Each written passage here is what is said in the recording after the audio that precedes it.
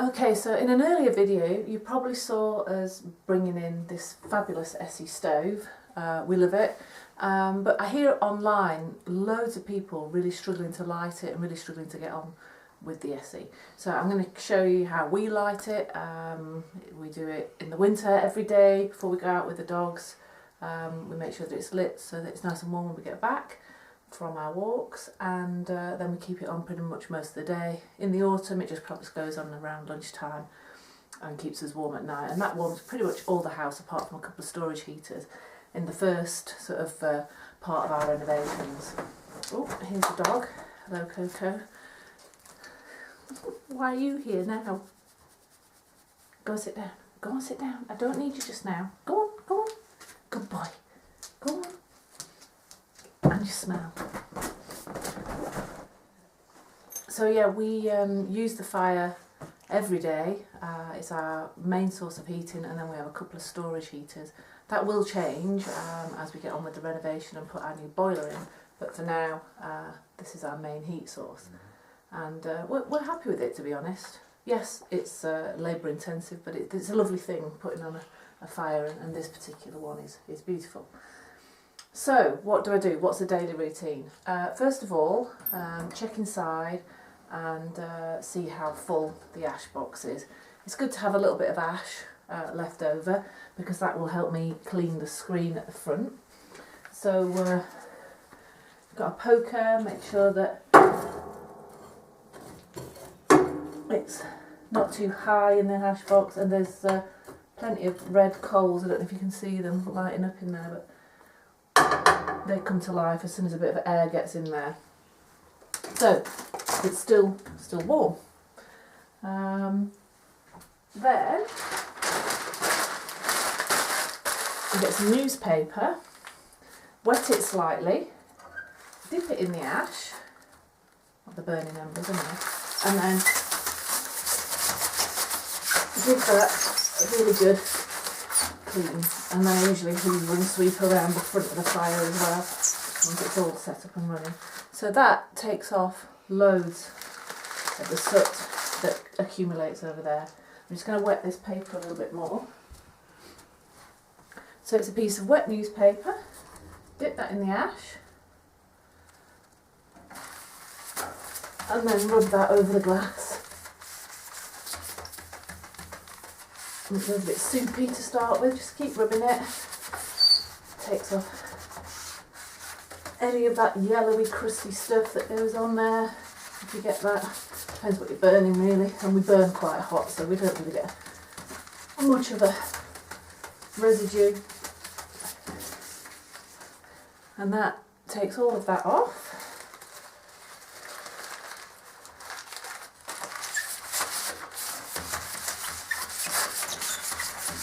And then to give it a final polish up. And that's that. So that's nice and clean. I might just put another light on so you can get a bit more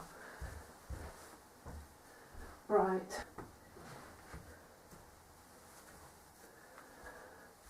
It's very autumnal out there, wet and rainy, so I'm going to get this lit, and this will keep us cosy throughout the day, and then we'll really boost it up in the evening. I think one of the main problems that people have is that this stove, you need to have a good drawer on it. You can see the size of the chimney, and our chimney is a very straight chimney, and that obviously, and it's a tall chimney. It's a two-storey house with a loft, so we get lots of draw on that, and it's really important the type of cowl that you choose, and that there's no real obstructions to getting a good draw. With such a big fire like this and a big firebox, you need to make sure that you can get some oxygen into there. But there are various controls on the ESSE stoves to make sure you can get plenty of air and burn hot. Hope I'm not teaching you to suck eggs here, but to light the fire you basically need match and some decent fire lighters. We use these ones,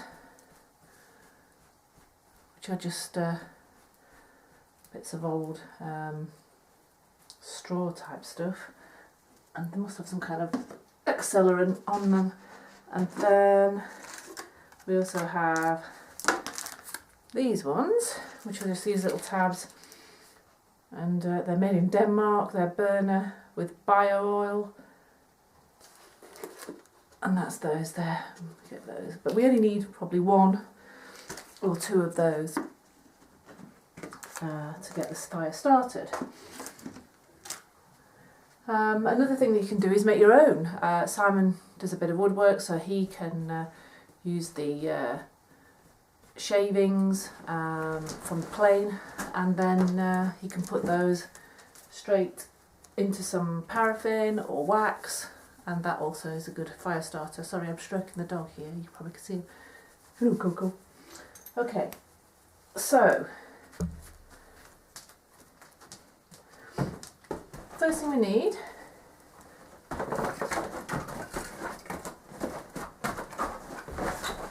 is well dried wood. This is ash and oak that have come out of our own little woodland, and we also buy in oak, and it needs to be a low humidity level to work in this kind of stove, or any kind of stove really, to get a good burn. You don't want smoke, you want nice dry wood. So I'm just going to pop those smallish pieces, 3 pieces along the bottom like that. Then some smaller kindling sticks on top, because it's a big firebox. So we put those in there.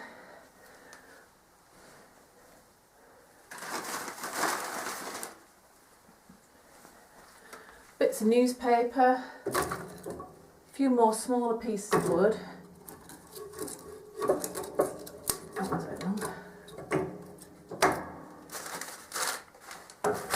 And some newspaper just to help it get started. And that's the bit that I was cleaning with earlier, so I just shove that in there. Then with these ones, I just unravel it a little bit so that the match can get on there and get it burning away. So put one of those at the front and one of these at the back, and make sure to light the back one first. And because it's just a deep stove, we've got these lovely long matches, which are great. So hold the match closer to the striking end, otherwise it won't strike when you probably snap it in half, which I've done plenty of times. And then light the fire lighter at the back first.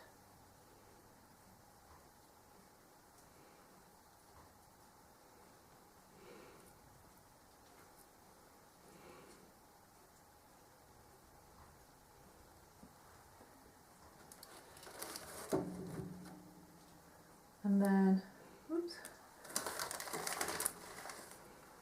it's just gone out, so I'm just going to,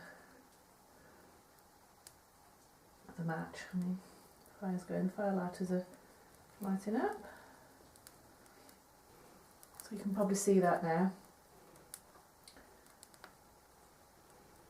And obviously with the door open, plenty of oxygen going in there. So I'm just going to make sure that there's some smaller sticks over the top of those fire lighters, a bit more paper, just so it gives it a chance to catch. Push that in on top. And then we close the door, because we don't want smoke in the room, and I just leave it open, just a crack at this point. When it's really, really cold, you need to get plenty of oxygen in. And at the bottom of the fire, there's a vent here. It has a small hole and a large hole to show you. The more we have the lever turned to the larger hole, the more air is going in, and to the smaller hole, the less air. So there's that. And then there's also this one, which brings in air at the top, and again has a lever which shows you the larger hole, which I'm going to have all the vents open. And then up at the top here, on the right hand side, there's the diverter, which is a baffle to take the hot air through into the oven side of things if I wanted the oven on.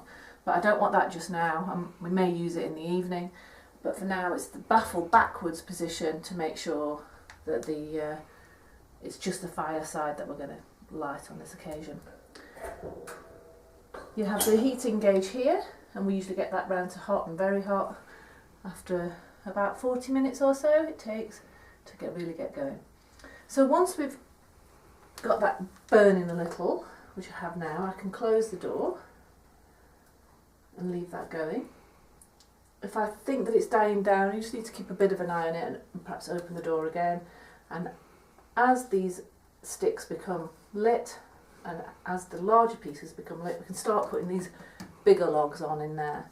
And it'll take a 30 to, well, more than that, 40 centimetre log. So we can start putting these size logs on there, or larger and longer, but we have to get that initial burn going with smaller pieces of wood first. So that'll be great once it gets going. It's starting to go now.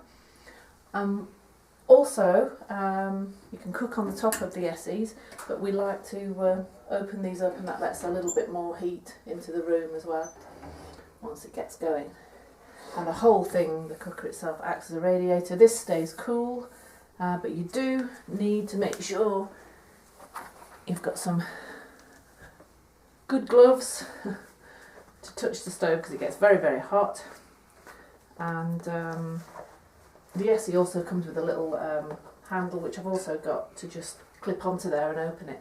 But I find it easier just to pop a glove on, really, and throw some more wood in there. So yeah, that's going nicely now. I'm just going to give it a little bit more. And you can hear that drawing now. So yeah, I'll give you some close-ups of the baffles and the little levers so you can see exactly what's going on. It's a better view of the fire. And just down here on the left is the lever, which is currently on the maximum point for oxygen, bringing it in. And then if we go up here, there's another lever just here, and again that's on the maximum point. At the top, I don't know if you can see this lever here, that's the baffle. It can go in the forward position and the back position, and the back position ensures that the heat stays in the firebox and doesn't circulate around into the stove.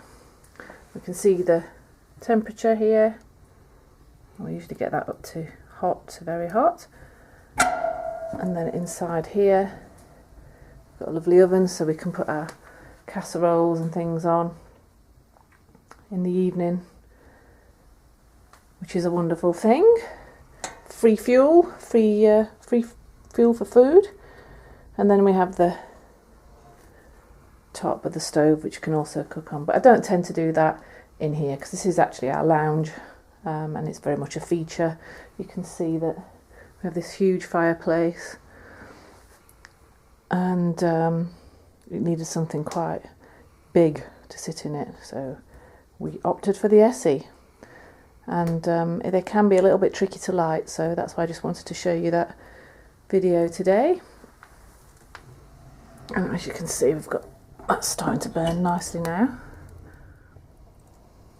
Okay, so I've just put some bigger logs in now, and you can see that that's really going.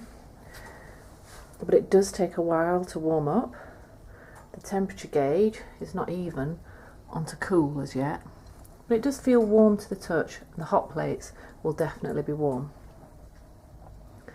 So yeah, we're sort of 10 minutes in now to the burn. So we'll keep monitoring, and I'll show you how long it takes to sort of get it to temperature.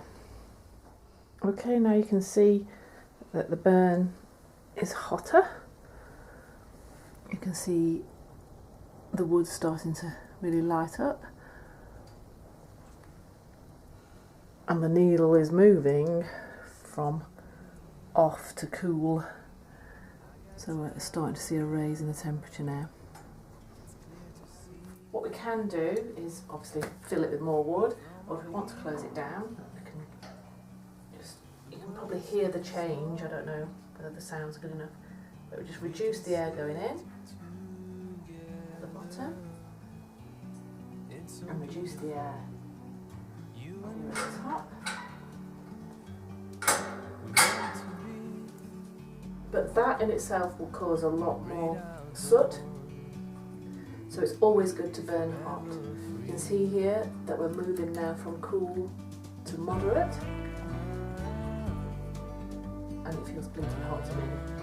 But the room and the air temperature is really now starting to warm, so I think that's our sort of first hour, and now we'll start to see a difference as we change from hot to very hot and really get the temperature going.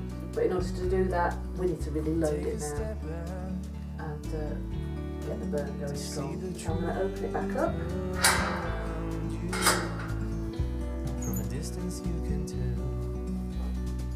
Load it with some more wood and then bring it back down just to get a nice even temperature in the room.